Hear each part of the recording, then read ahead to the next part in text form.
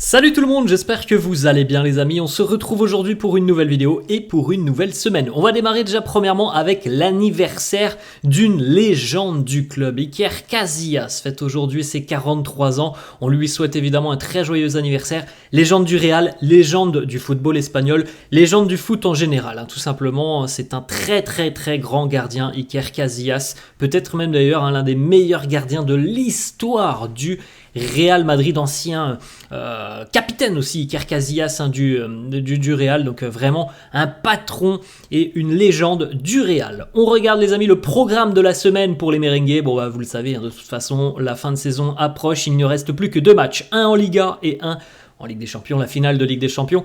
Ce week-end, ça sera samedi à 21h. Le Real va affronter le Betis à domicile au Bernabéu pour clôturer donc cet exercice 2023-2024, 38e et dernière journée de Liga face au Betis. Le Real est champion, le Betis est assuré, il me semble, de jouer la Coupe d'Europe. Alors peut-être qu'ils peuvent encore monter un petit peu au niveau du classement. Je crois qu'ils sont 7e, les Andalous, mais ils ne peuvent pas terminer 8e, donc en dehors des places européennes. Donc j'ai plus trop le classement en tête entre la 8e et la 7e. Est-ce qu'il y a un écart de points conséquent? En tout cas, le Betis est assuré de jouer une Coupe d'Europe l'année prochaine. Donc peut-être ça sera l'Europa Conference, peut-être l'Europa League.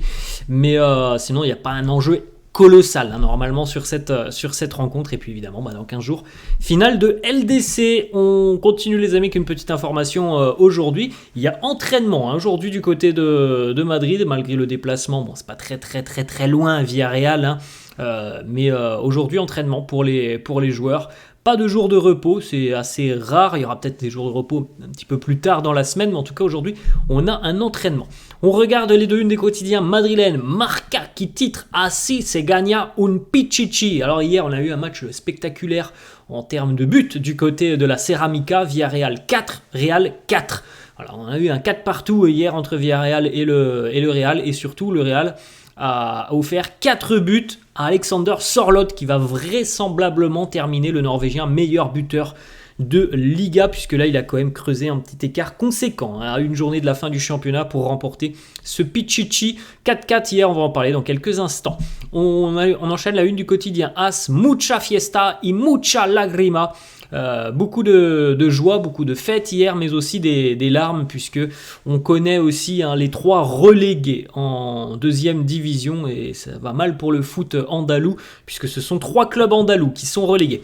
4-4 hier entre Villarreal et le Real Madrid. Pourtant tout avait quand même très bien démarré pour les merengues. Arda Güler, Rosselló, le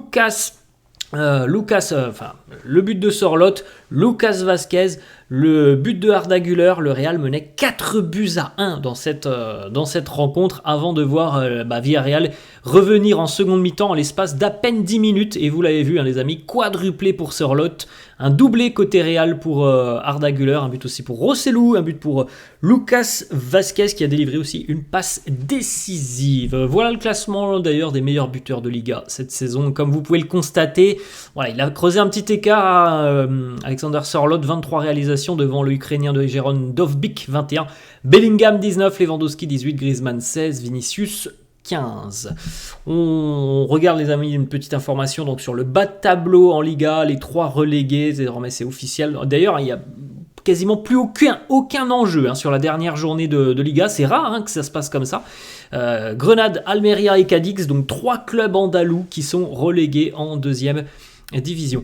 La petite information justement, la 38e journée de Liga. Normalement, vous le savez les amis, une dernière journée, c'est un multiplex, tous les matchs se jouent à la même heure. Et bien pour l'occasion, les matchs ne se joueront pas à la même heure puisqu'il n'y a absolument aucun enjeu. Donc peut-être que je vous ai dit tout à l'heure que le Betis pouvait encore espérer gagner une place, donc peut-être qu'ils peuvent même plus espérer gagner une place.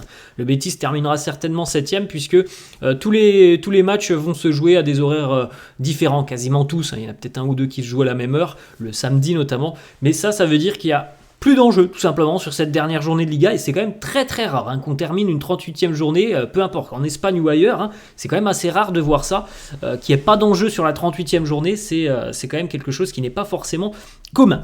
On continue les amis avec une petite déclat de Carlo sur ce 4-4. Il nous dit le but aujourd'hui de ce déplacement c'était pas forcément de prendre les 3 points. On n'était pas venu là pour ça. Le but aujourd'hui c'était de produire un bon match avec de la cohérence, de la force et surtout d'éviter tout type de blessure. Donc sur ce plan, tout s'est bien passé pour nous. On enchaîne les amis et on continue d'ailleurs, la série se poursuit pour le Real. Le Real qui continue sa série incroyable d'invincibilité et c'est d'ailleurs un record dans l'histoire du championnat espagnol. Le record vient d'être écrit par le Real Ancelotti de Carlo version 2023-2024. Le Real vient donc de prolonger sa série d'invincibilité en Liga à 31 matchs consécutifs sans défaite, record pour les hommes de Carlo Ancelotti. On continue les amis aussi avec cette saison 2023-2024 qui à l'heure actuelle est pour le moment la 3e saison la plus réussie en termes de points du Real en Liga. 94 points, peut-être que le Real terminera avec 97 en fin de semaine. Et donc on rappelle que le Real de Mourinho avait atteint les 100 points il y a un petit peu plus de 10 ans. On avait eu 96 points côté merengue aussi en 2009-2010. Là on est à 94, donc c'est une saison qui, on l'a dit les amis, on ne cesse de le répéter, est exceptionnelle.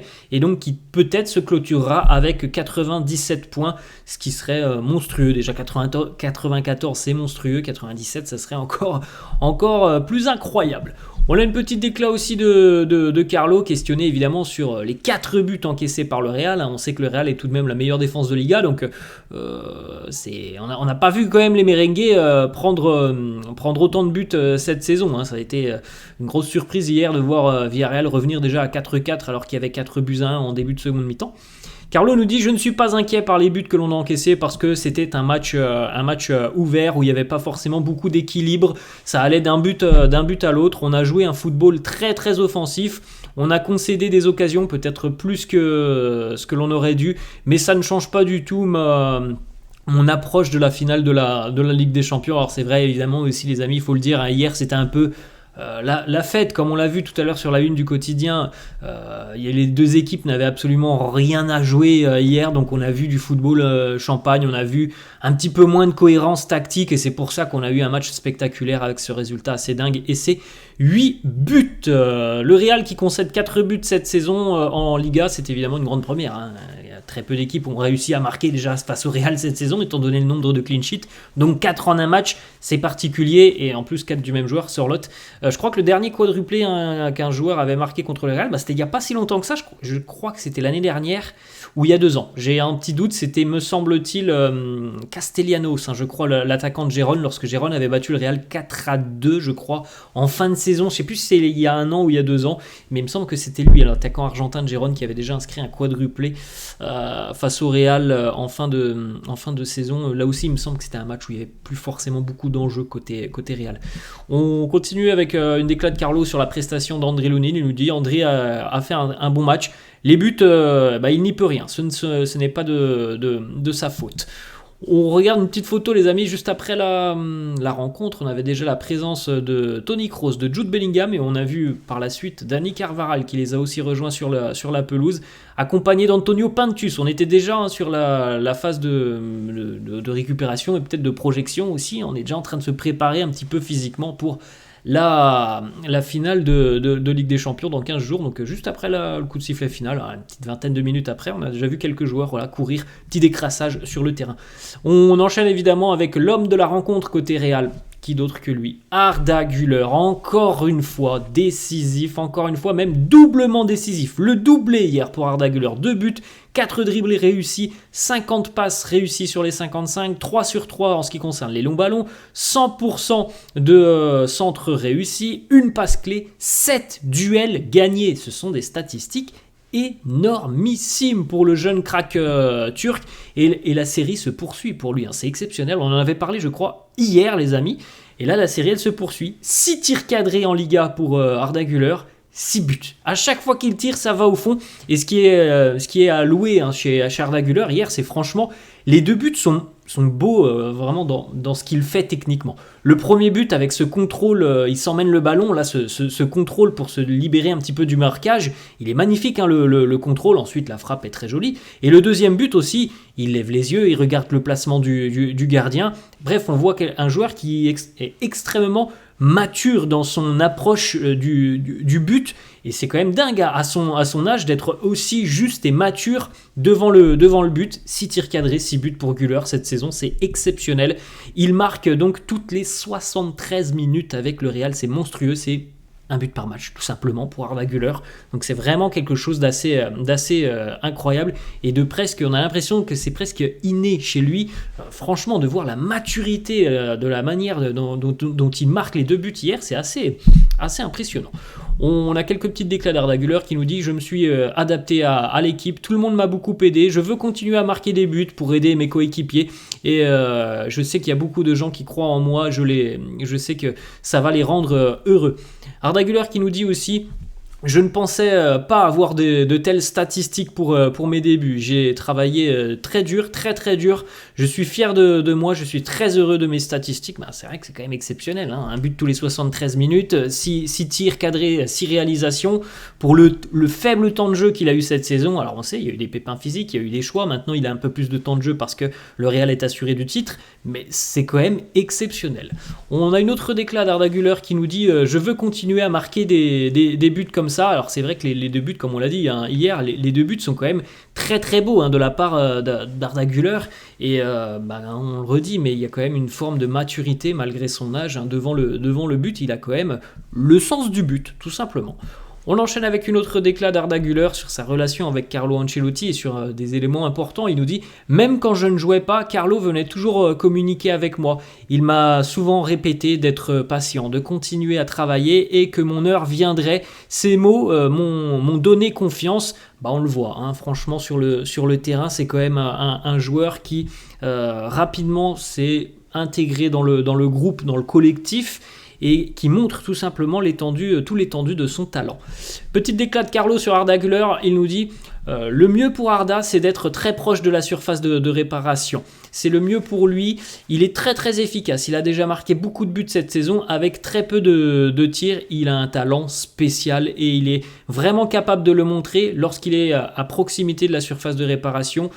Bien plus que lorsqu'il est plus loin, c'est vrai. Je pense pas qu'il ait une frappe de balle hyper lourde, Arda Güler. Donc dans la surface, il est très juste. Il est fin, tout simplement, Arda Güler, et on l'a vu encore une fois hier. Petite information, Carlo Ancelotti a confirmé hein, qu'il comptait sur Arda Güler pour la finale de LDC.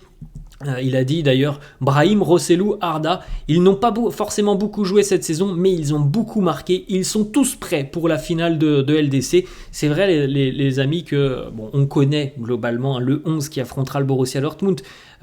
Mais on ne sait jamais en seconde mi-temps s'il y a besoin de sang frais, de faire rentrer des joueurs peut-être pour changer le cours de la rencontre, une dynamique. Quand tu te dis que tu as quand même Brahim, Rossellou et Arda qui peuvent rentrer en seconde mi-temps, c'est quand même impressionnant. On continue les amis avec cette petite stat aussi sur le but de Arda Güler.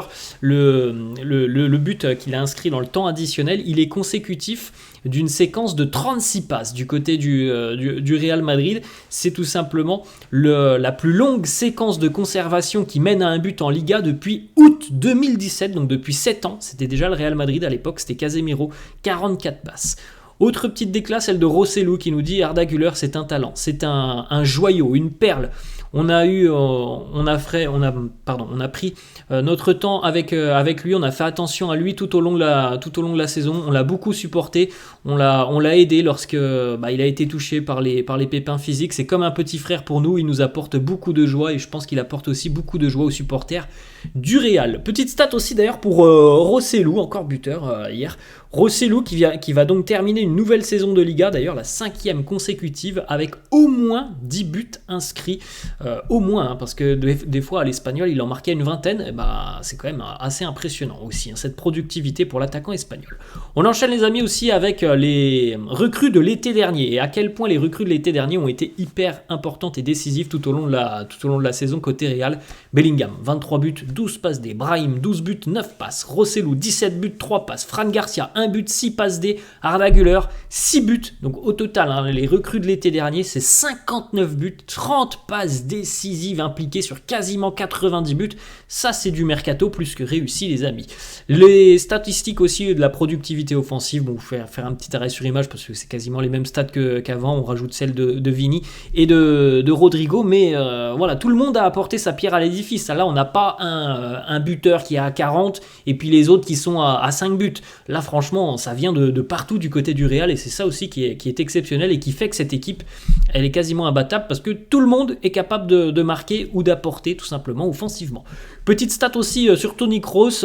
Toni Kroos qui, encore une fois, ne va pas terminer une saison de Liga va terminer une saison de Liga avec au moins 90% de passes réussies et il n'a jamais terminé une saison de Liga avec un pourcentage de passes réussies inférieur à 90%. Regardez, hein, depuis plus de 10 ans maintenant, c'est du 92, 93, 94%. Cette saison, il est à 95% de passes réussies. C'est exceptionnel.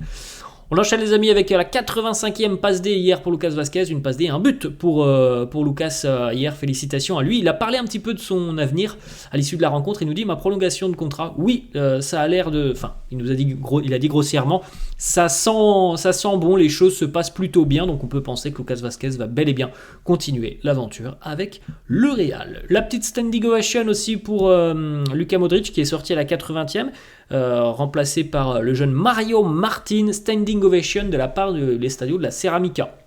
C'est pas réservé à tout le monde d'être applaudi, acclamé par les supporters adverses à l'extérieur. C'est déjà arrivé à plusieurs reprises, notamment pour Luka Modric. On continue les amis avec une petite information du quotidien AS qui annonce que à l'heure actuelle, Nacho semble le favori pour démarrer aux côtés de Rudiger en finale de Ligue des Champions. Alors, Carlo a dit que Militao n'était pas à 100%. Je suis tout à fait d'accord avec Carlo. Selon moi, Militao il est quand même trop juste là depuis son retour. Ce qui est tout à fait normal. C'est pas une critique. Il revient d'une blessure qui a duré 1 an. Mais selon moi, voilà, il est quand même très très juste pour démarrer une finale de Ligue des Champions. Même si peut-être il rejouera ce week-end face au Betis. Ça me semble compliqué quand même que Militao soit titulaire face au Borussia Dortmund. On continue les amis, on va terminer avec cette petite information. On connaît désormais les dates des demi-finales de Supercoupe d'Espagne 2025, donc qui auront lieu comme d'habitude en janvier 2025. Le Real affrontera Majorque et l'Athletic Bilbao affrontera le Barça. Voilà les amis, la fin de cette vidéo, j'espère que ça vous a plu. N'hésitez pas comme d'hab à lâcher un petit pouce bleu, n'hésitez pas non plus à vous abonner à la chaîne, je vous laisse et je vous dis à la prochaine. Ciao!